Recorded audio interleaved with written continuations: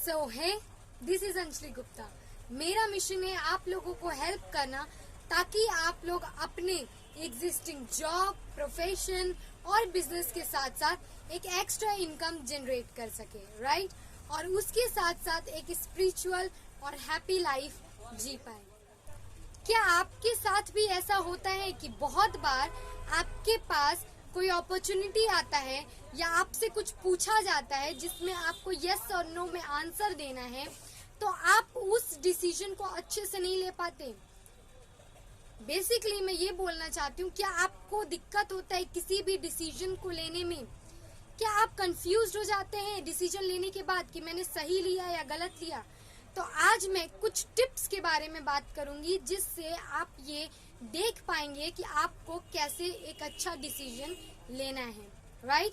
तो आज के वीडियो में आपको ये पता चलेगा कि आप कैसे एक अच्छा डिसीजन ले सकते हैं और क्या क्या टिप्स है जो आपको फॉलो करना चाहिए, राइट? तो बढ़ते हैं आगे की तरफ। बहुत बार ऐसा होता है जब भी आपसे कोई कुछ पूछता है या किसी डिसीजन को आपको लेना होता है या कोई अपॉर्चुनिटी आए जिसमें आपको यस और नो में आंसर करना है, तो आप जो सबसे बड़ी गलती करते हैं और जो मेरा नंबर 1 पॉइंट है वो पॉइंट है कि आप जल्दबाजी कर देते हैं। यस, आपसे अभी आपसे किसी ने कुछ पूछा और आप चाहते हैं तुरंत उसका आंसर दे देना। तो जब भी आप ऐसे किसी का आंसर देंगे तो ज्यादा चांसेस है कि आप गलत डिसीजन लें। तो आपको क्या करना है, सबसे पहला टिप है कि जब भी कोई आपसे कुछ पूछे जिसका आपको यस और नो में आंसर देना है या कुछ अपॉर्चुनिटी आए या कोई डिसीजन लेना है, तो सबसे पहले आप थोड़ा टाइम लीजिए।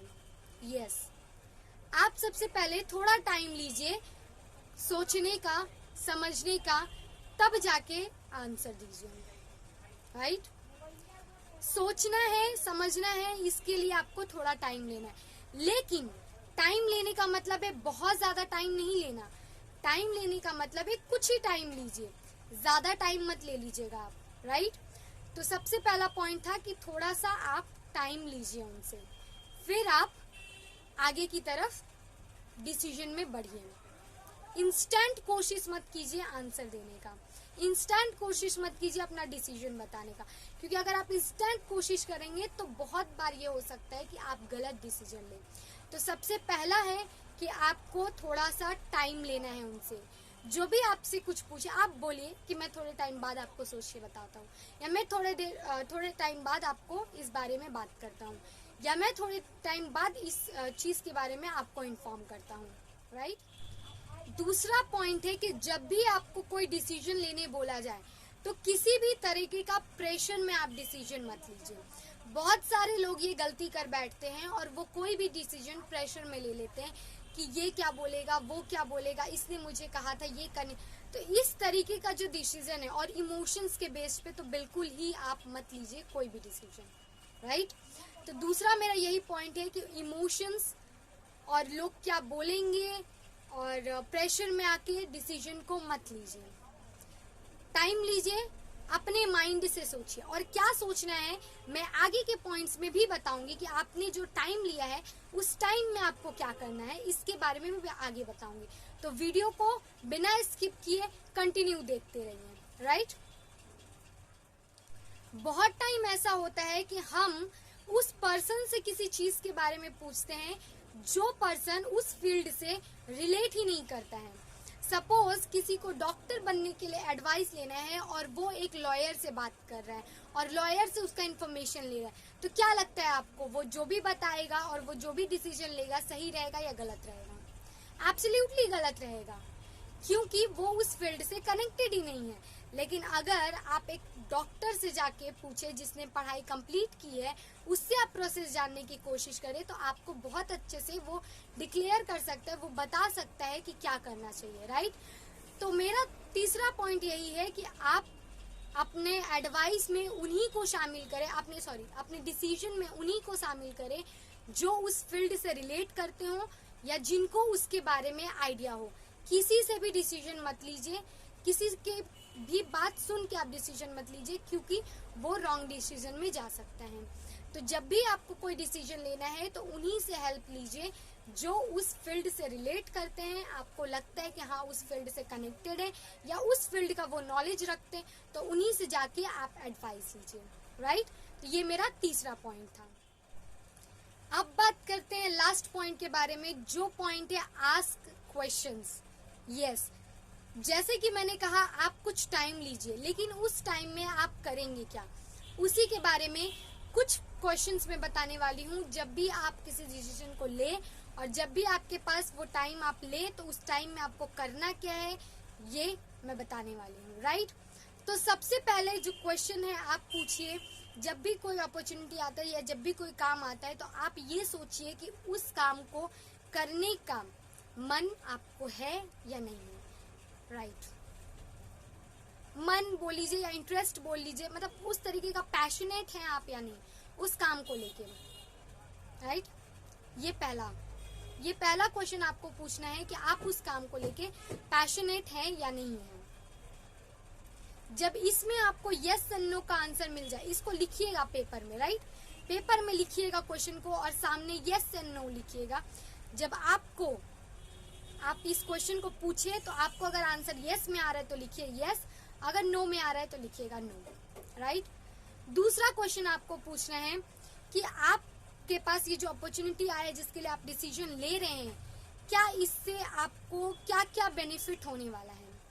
पहला, इससे क्या क्या बेनिफिट होने वाला है, इसको पेपर और पेन पे लिखिए, राइट।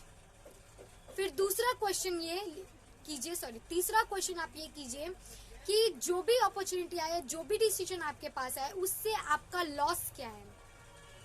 यस, आपका लॉस क्या है आप ये लिखिए, वहां पे लिख लिया आपने।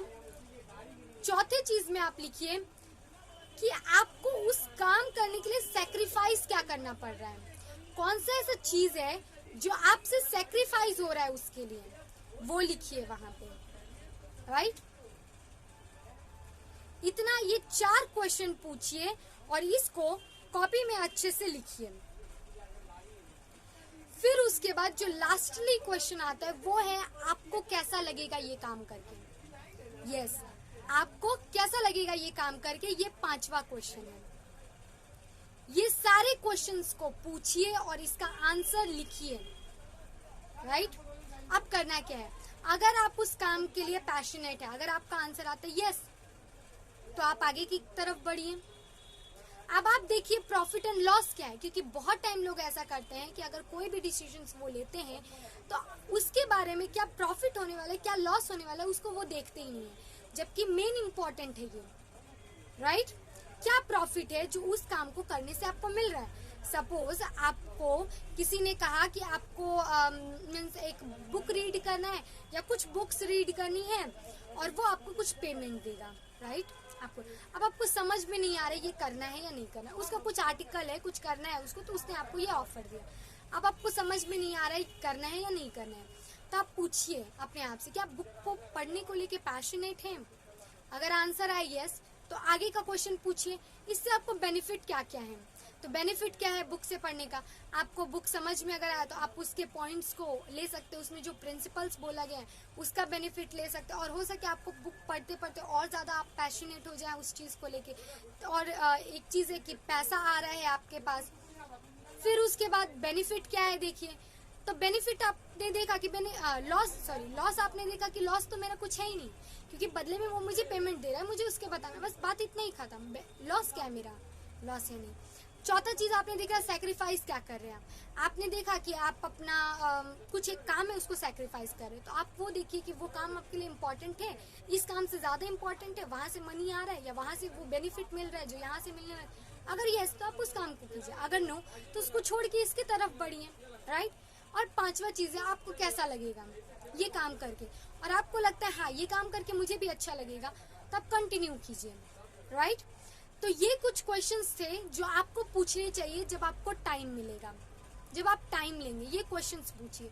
उसके बाद जो भी मैंने टिप्स को बोला है उसको फॉलो कीजिए और फिर ही आप एक अच्छा डिसीजन ले पाएंगे, राइट। सो आज की वीडियो यहीं पे एंड होता है। अगर आपको वीडियो अच्छा लगा हो तो लाइक कर दीजिएगा, चैनल को सब्सक्राइब कर दीजिएगा और बेल आइकन को जरूर प्रेस कर दीजिएगा मेरे ऐसे ही लर्निंग फुल वीडियोस को लेने के लिए। और अगर वीडियो से रिलेटेड कुछ भी आपका व्यू है, थॉट्स है, आप शेयर करना चाहते हैं तो जरूर कमेंट बॉक्स में शेयर कीजिएगा, जिससे मुझे भी कुछ सीखने को मिलेगा, right. So thank you so much and आज के लिए इतना ही। मिलते हैं नेक्स्ट वीडियो में। धन्यवाद।